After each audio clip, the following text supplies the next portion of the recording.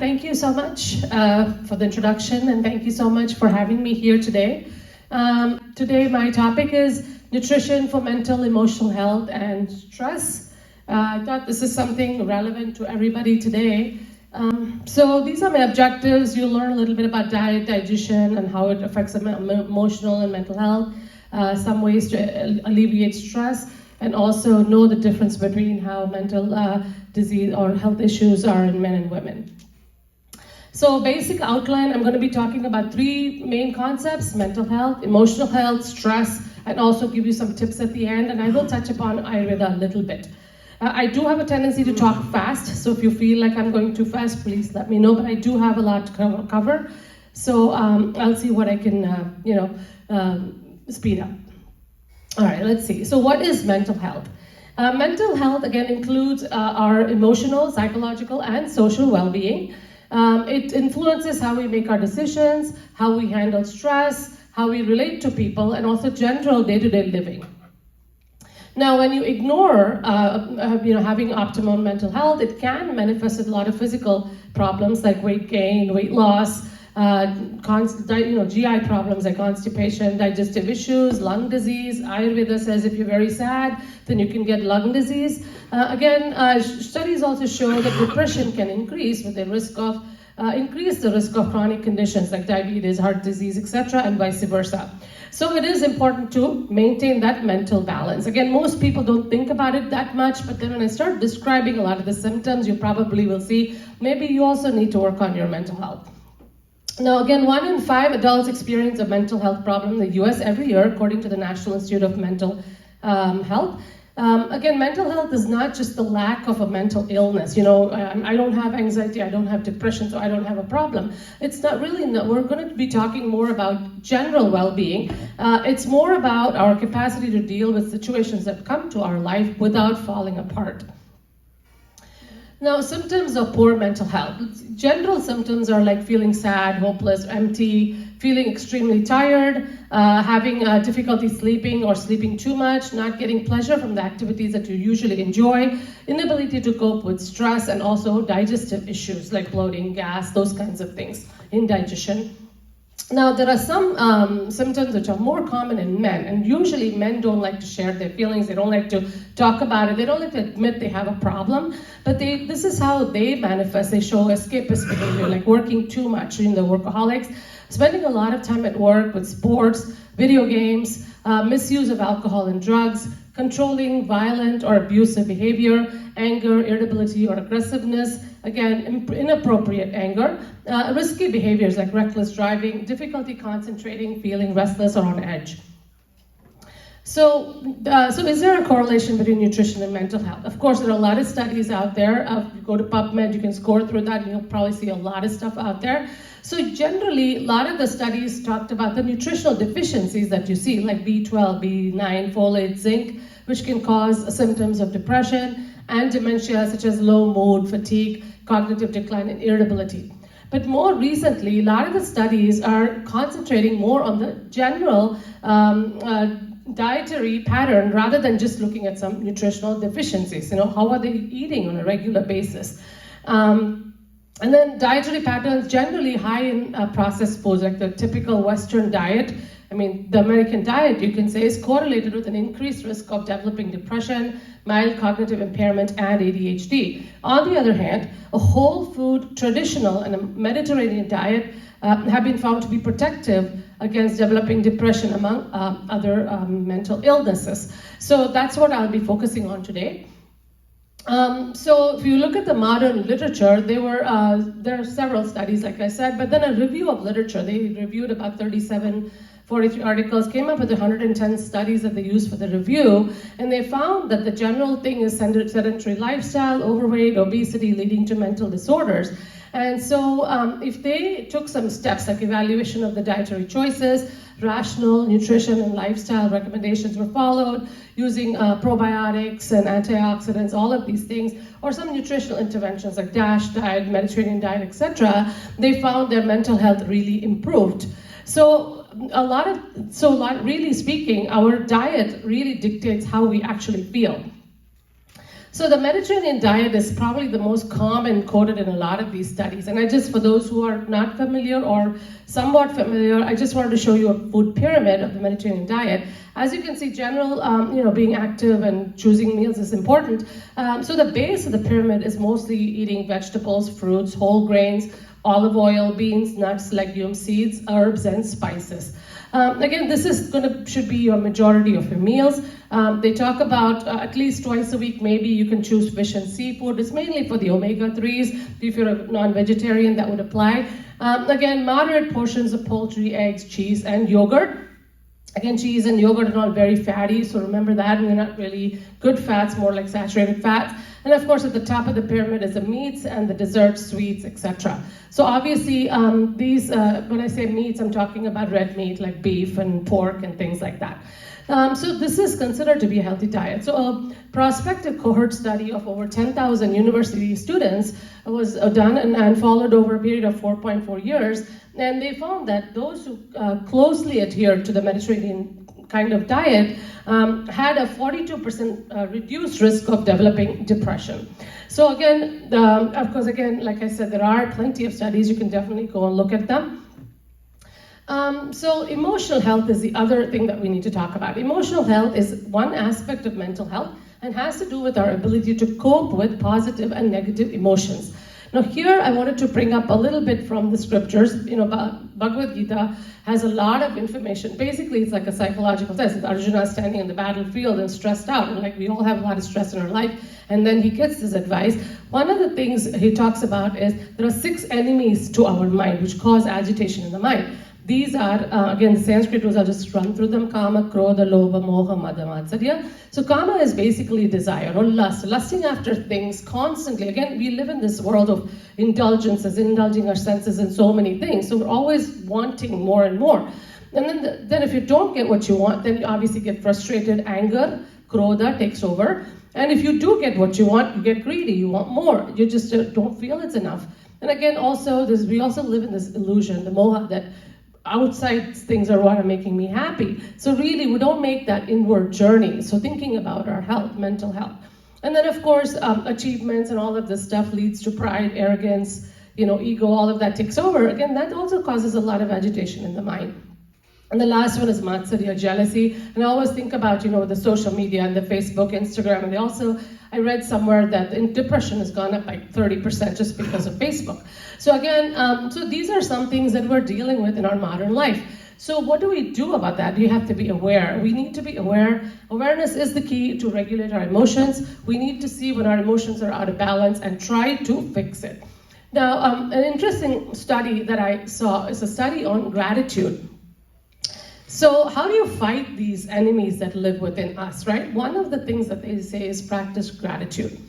So this study was done in 2015, a study group of 186 men and women with stage B asymptomatic heart failure. They were all given this gratitude questionnaire. Again, you can find this questionnaire online as well if you want to try it on for yourself. Average age about 66.5 years, plus or minus 10. And what they found was when they showed a lot of gratitude, they found they had better sleep, less fatigue, less depressive mood, more efficacy to maintain cardiac function. More gratitude also had lower levels of inflammatory biomarkers, and also gratitude fully or partially mediated the beneficial effects of spiritual wellness. So again, that's also very important.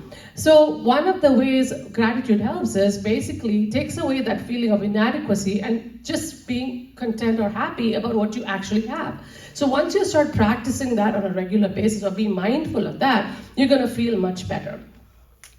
So what is stress? That's the third factor. Again, stress, everybody talks about stress, right? I remember growing up in India as a kid, I never even knew that word, and I think nowadays it's like the catchword for even a little kid. So again, the WHO says stress can be defined as a state of worry or mental tension caused by a difficult situation.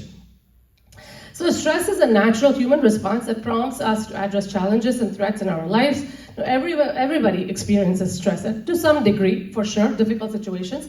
Now, the way we respond to the stress, however, makes a big difference on our well-being.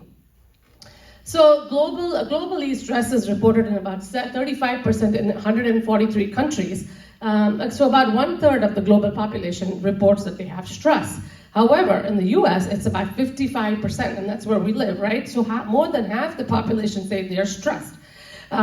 So again, like I said, I've seen kids, teenagers, everybody talks about stress. It's like a catchword. So how do you handle it better? Obviously, by improving our mental and emotional well-being. So you strengthen your mind, then you can handle stress so much better. And it works the other way too. The more stress you have, it affects our mental health as well. So there's kind of like a balance that we need to maintain. So studies on stress. Now I wanted to share this study. It's a very interesting study. They did this on 148 college students to assess the association between the severity of lifetime stress exposure, forgiveness, and mental health. Now, the average age was about 19. Half the population were women, 54% were women, and then the rest boys.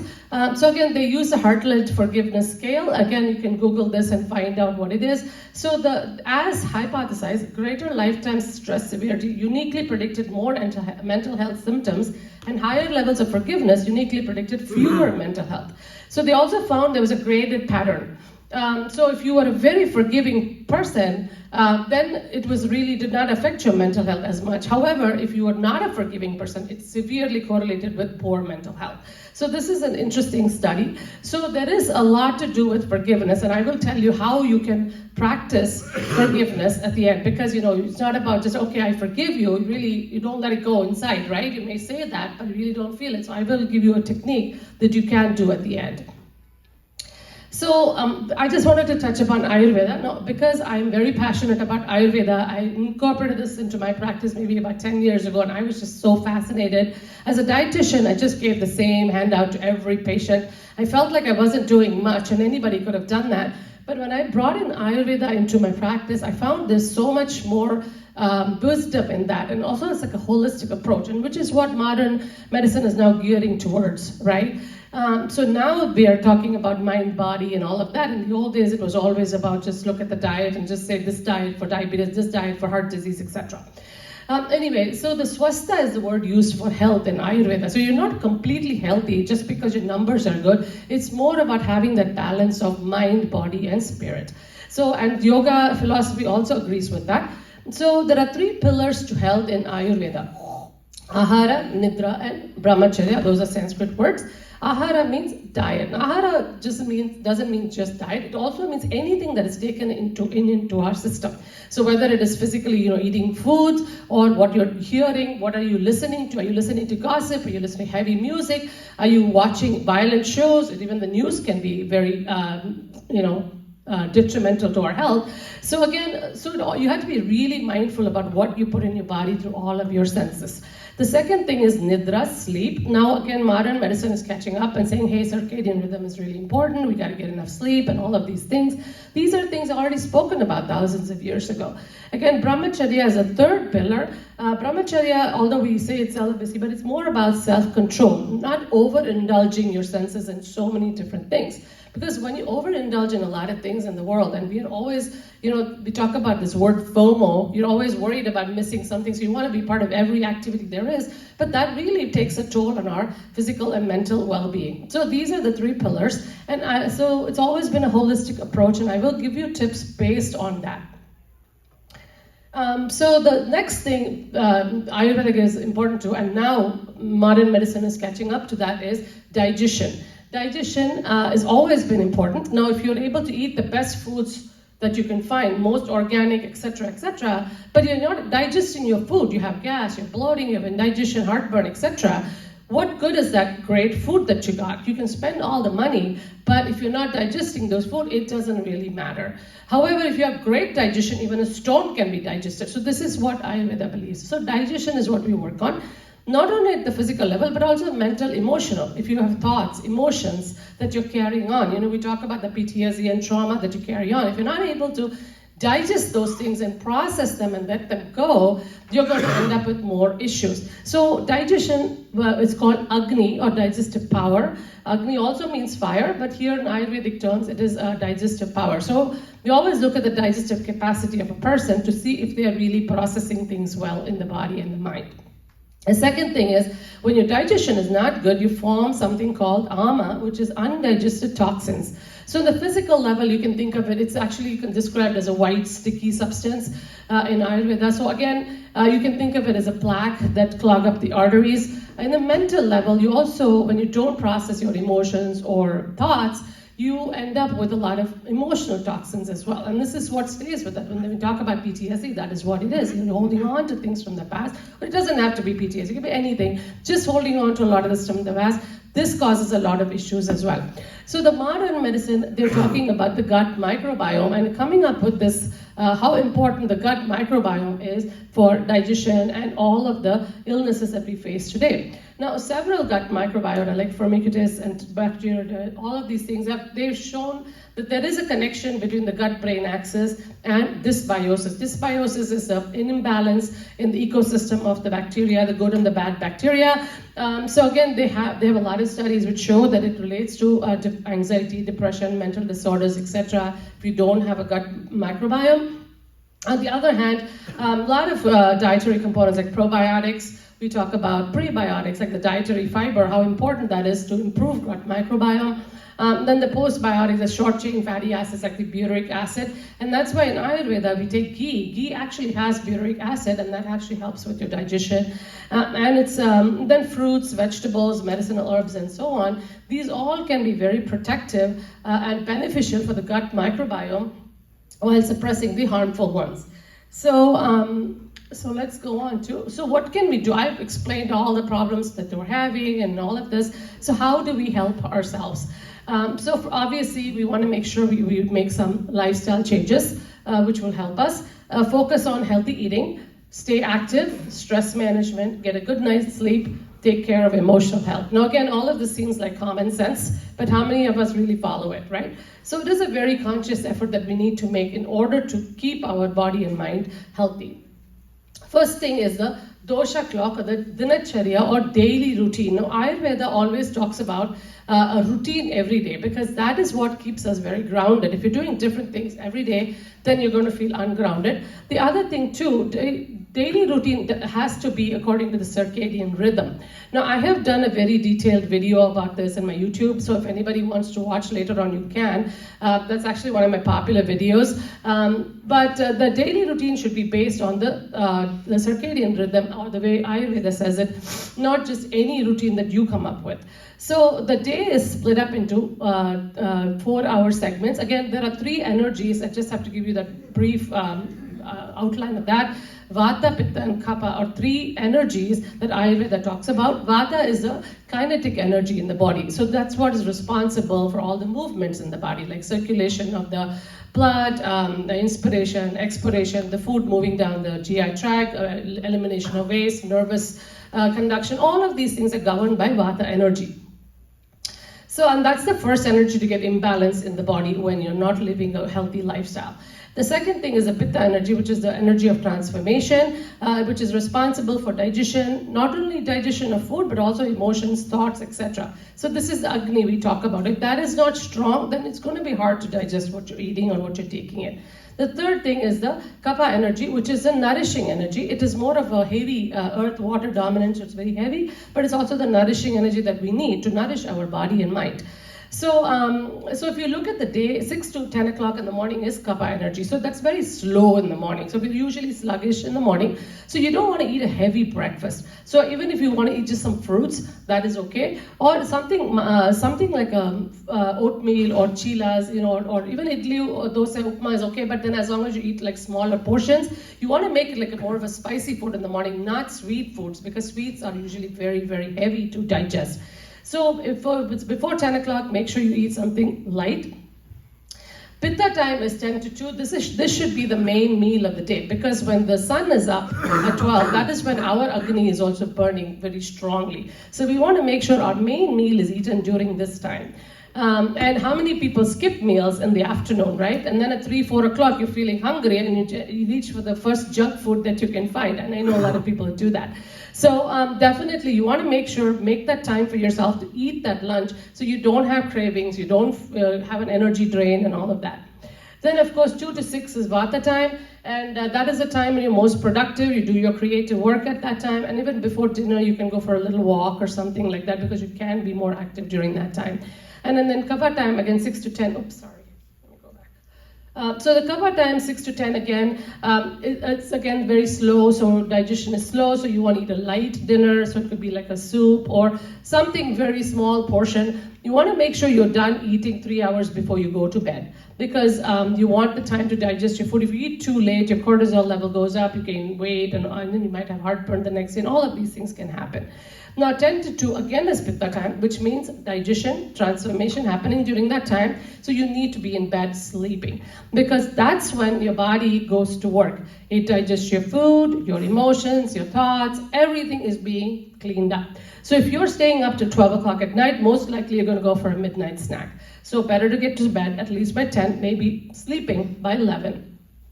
2 to 6 vata time, again they say get up early in the morning, 4 o'clock, 5 o'clock, Brahma Muhurtam, because that's when your mind is very clear, you've had a good night's sleep, that's a good time for you to study, whatever you're interested in, like meditation, spiritual activities, whatever, that's a perfect time to get up if you're able to get up. So that's basically the dosha clock. Again, like I said, I've done a detailed video, so if you're really interested in the subject, please go watch that. Okay, so healthy eating guidelines. Now, definitely eat freshly cooked, warm, digestible foods. It doesn't have to be an elaborate meal, but you want to make sure it is well cooked, it's warm, and healthy. And then, of course, limit cold, raw foods like salads and smoothies and things like that. Remember, a lot of people eat smoothies in the morning. And I said not to eat sweet. And also smoothies, when you're combining fruits and dairy and all of that, actually causes a lot of indigestion. Those are considered to be incompatible foods in Ayurveda. So definitely avoid those things, especially if your digestion is not very good.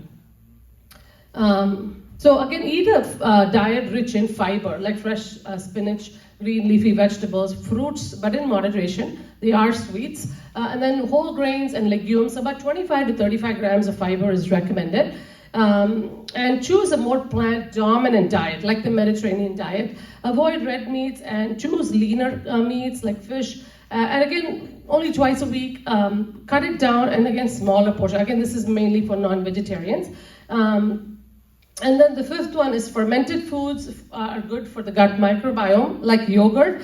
But yogurt is also very heavy because of the protein and the fat. So if you can beat it up and make it into buttermilk, we talk about neer-more in Tamil.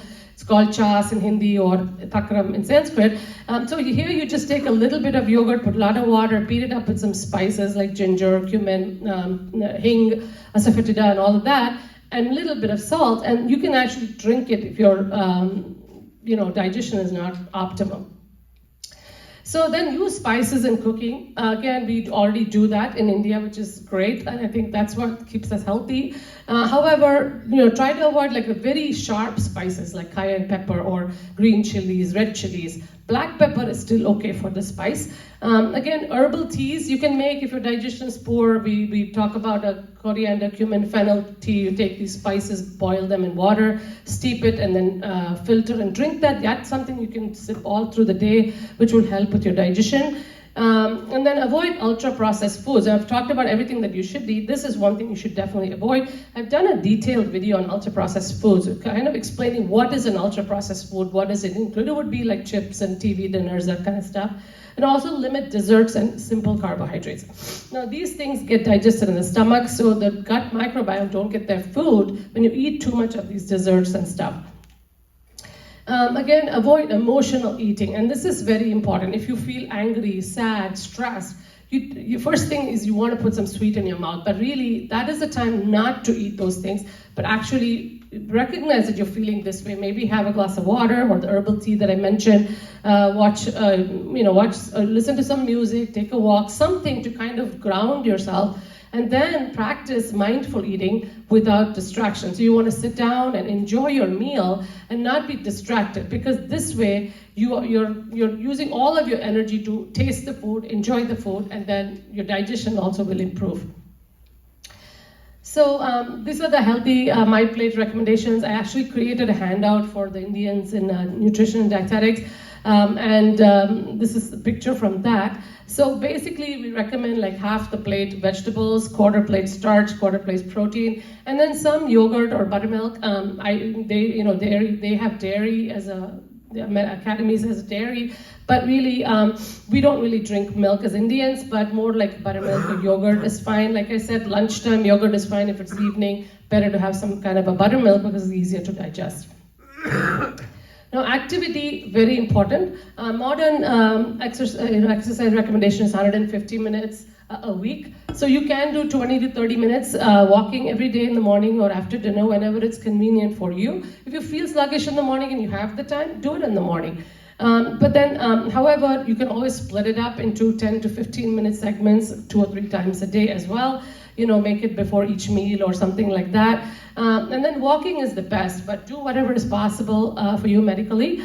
Again, spending time in nature is really good because you get so much of energy from all of nature, from trees and things like that. So now Chicago is getting warmer. It's a nice time to go out and enjoy the weather.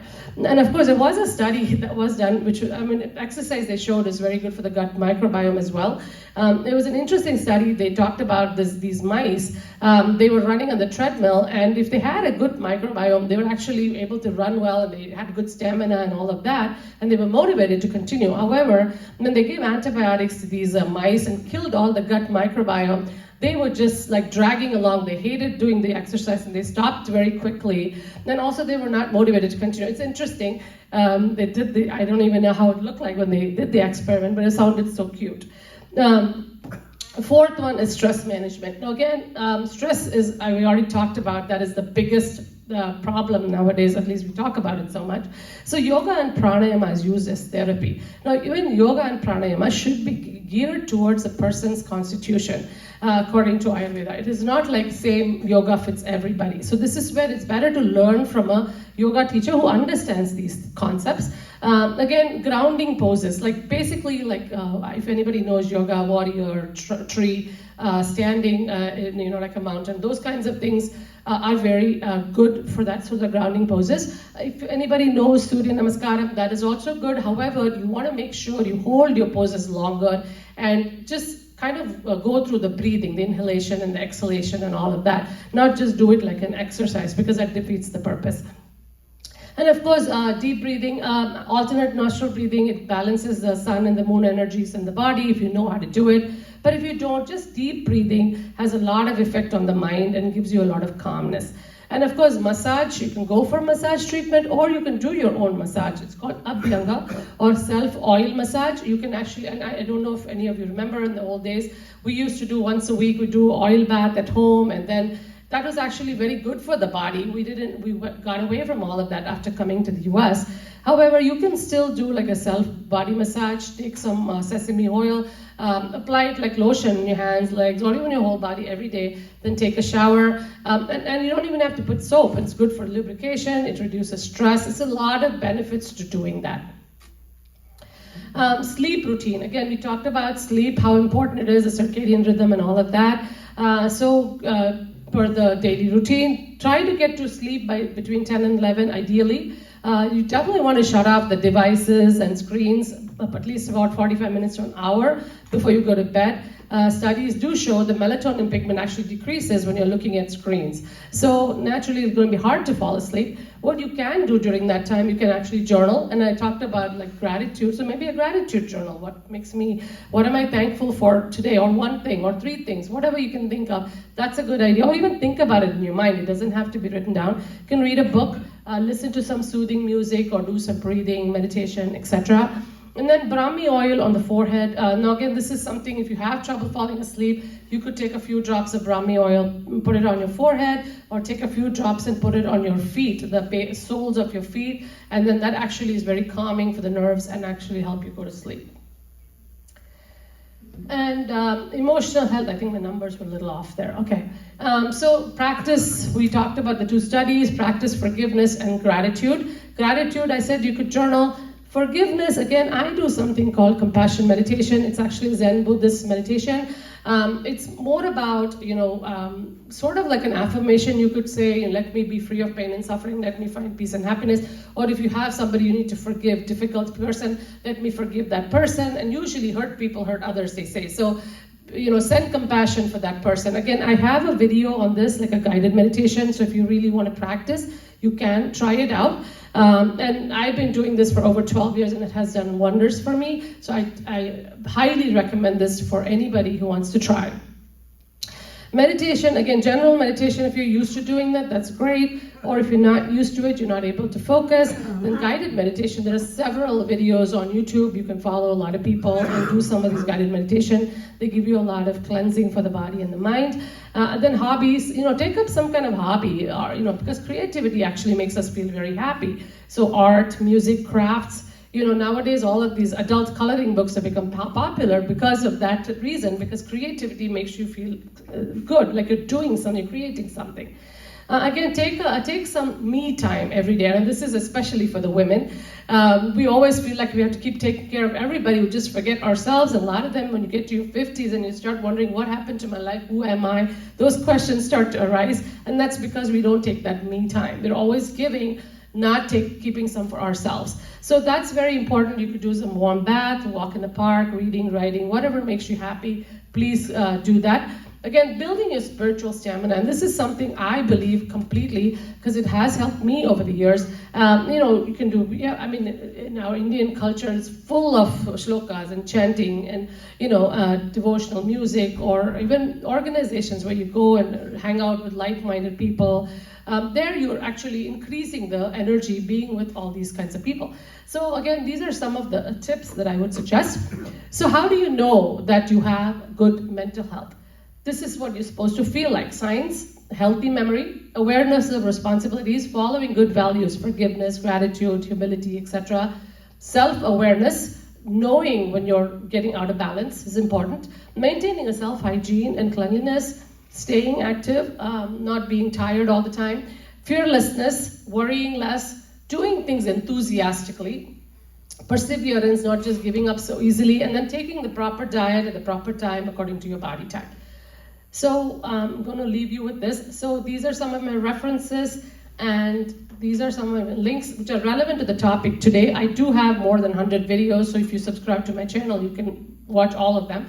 I didn't add the compassion meditation in here, but I have that, and you can just search for that in my link.